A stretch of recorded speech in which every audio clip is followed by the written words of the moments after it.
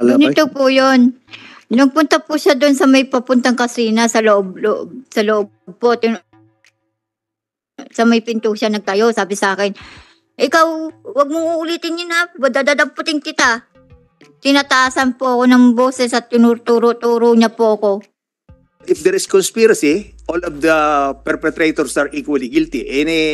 Based on the statement of LB, the mere fact that the barangay chairman called Mr. Ruiz that she was there is only show that that there was communication between him and Mr. Ruiz.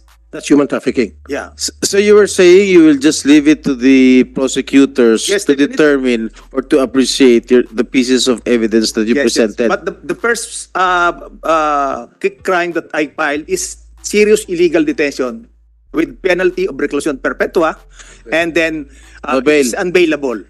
Just like what you mentioned earlier, Mr. Senator, that the earlier case of Bonita Baran. Bonita, the perpetrator, the employer, were convicted of serious illegal detention. Serious illegal detention and grave physical injuries, serious physical injuries. Yes. Alright. Because the fiscal also can appreciate that cruelty as aggravating circumstances. Are you the only one who is handling the case of Manang LV? The lawyer of Senator Tolentino also entered Okay. their appearance as counsel tomorrow. So you are the main lawyer, head Yes. lawyer? Because yes, I was we came from the same barangay Simlong, Batangas City. That is the reason why her uncle called me to help her. All right. Chairman, isa na lang po. Sergeant Palabay, ano na nangyari sa kaso mo? Kasi sinampang ko pala ng kaso, ano? Yes, Your Honor. Ano nangyari? Ano ang development doon sa kaso? Data Senator Tulfo, bakit ka kinasuhan? Kasi siguro matatanong din natin si Chief of Police. Ito ba ay nakarating sa Mamburao Police Station? Nakialam ba si Ma'am Lisa? Ano ba, bakit nakasuhan? Tama yung tanong ni Senator Tulfo. You can answer, Ma'am Lisa. Yun po, Sir, Your Honor. Bali po nalaman ko lang po na kinasuhan po ko through doon po sa news. Bakit po? May kinampihan kayo? May kamag-anak nyo daw yung Ruiz? Ganun ba? Hindi ko po kamag-anak si Mr. and Jerry Ruiz and Mrs. Franz Ruiz, Your Honor. Ano nyo po? Kumare? Hindi rin, sir. Teka, pero bakit ka kinasuhan? Hindi mo alam kung bakit ka kinasuhan. Siyempre, nakalagay doon sa complaint sheet kung bakit ka kinasuhan. Yun nga po, sir, yung nakita ko sa news at nabasa po nung una sa social media na allegedly police officer Lisa, walang buong pangalan ko po, Your Honor. Ma'am Lisa, tama. Yes. Sabi rito, dinuro niya ako, tinaasan pa niya ako ng boses. Sabi niya, kapag inulit ko pa yan, dadamputin talaga kita. Sabi sa akin na matabang babae na si Ma'am Lisa. Your Honor, yung And it fits the description. Your Honor, hindi ko po siya nakakausap. Bali, nakita ko lang po si LB noong before pandemic po na nag-conduct po kami ng mobile patrolling. Sakto po yung sa tindahan po ni Mr. Ruiz ay may gasolinahan po, Your Honor. Noong nagpapagasolina po kami ng mobile, bumaba po ako ng mobile para bumili po ng prutas.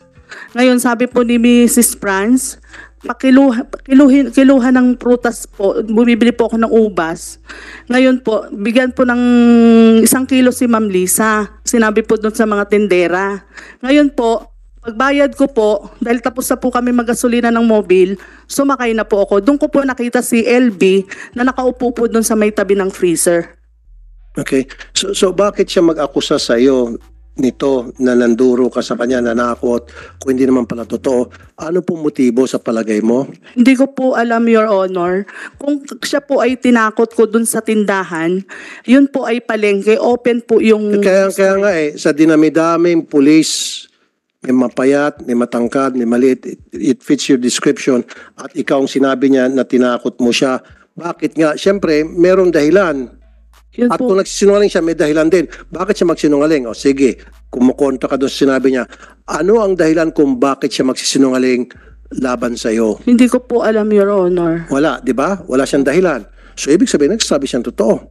Kasi po ako po ay ano lang po. Maliban na lang kung kayo ay nagbanggaan noon, may alitan kayo, nainggit siya sa iyo, things like that. Pero ikaw na mismo sabi, hindi mo alam. So walang dahilan para gagawa-gawa siya ng story against you.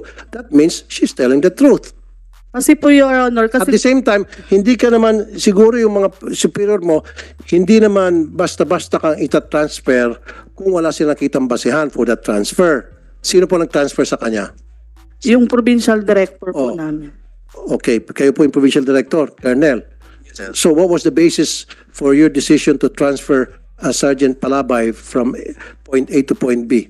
So she was transferred, sir, para magkakanda kami ng investigation para hindi niya ma-hamper yung investigation doon sa Mamburao, sir. Pero meron kayong paniwala. Kaya nga, merong probable ko sa tingin ninyo na talagang nagsasabing totoo si Ma'am LB kaya transfer nyo. Kasi kung wala kayo nakita probable cause na talagang nagsasabing totoo si Ma'am LB, pwedeng steady mo na siya, status quo doon sa kanyang situation, right? Pwede yan, sir. Pero sa akin kasi, sir, para maging partial yung investigation doon, ililipat ko muna, sir, dito sa Occidental Mindoro PPO. Exactly, because you believe in her accusation. Because if you don't believe in her accusation, regardless, steady mo na siya kasi gumagawa-gawa lang istorya. Tama? Pwede rin yun, sir. Kailangan ang kuhan ko nga, sir, isililipat ko lang muna sa PPO para magkanda. Okay, yes, nilipat. Ngayon may nasempa ng kaso, nasa korte na ata. Tama? Wala pa po ako nare-receive, Your Honor, na subpoena to answer the allegation Colonel. of LB. May kaso na ba sa korte? Wala pa pong nakarating sa amin, sir. Sa piskal? Di ba nasa piskal na raw eh? Hindi ka ba nakatanggap sa pina from the As piskal? of today, Your Honor, wala pa po ako nare-receive na subpoena para po sagutin yung allegation Abay, po. bilis-bilisan mo, tinuturuan na kita rito dahil kapag hindi mo nasagot yung sa piskal, baka mawawaran ka. Wala pa po ako nare-receive. Well, kaya nga, puntahan mo ng piskal. Ito, tinutulungan na kita. Dahil kung nakapagpadala sa inang sapina, baka mamaya sa maling address na ipadala, hindi ka na nagkaroon ng pagkakataon para sumagot, baka bigla ka mawarat, mahuli ka na lang. Nagets mo? Yes, Your Honor. Then you have to contact the fiscal's office. Yes, Your Honor. Okay. So, last na question na lamang. Senator Tulfo, I think Attorney For the record, Mr. Chairman, Senator Tolpo, the one who charged by LB is only named Lisa. He did not know the identity, the whole name, and everything. She did not know. But when news came out,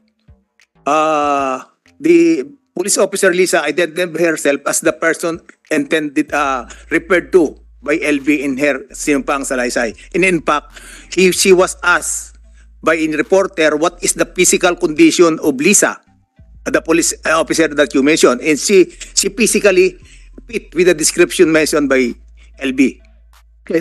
Pwedeng pakiulit-ulit for the record. For the record, Galing kay ma'am, gusto ko manggagaling kay ma'am. Manang LB. Ma'am LB, paano po na-involve itong si Sergeant Liza? Palabay? Ganito po yun.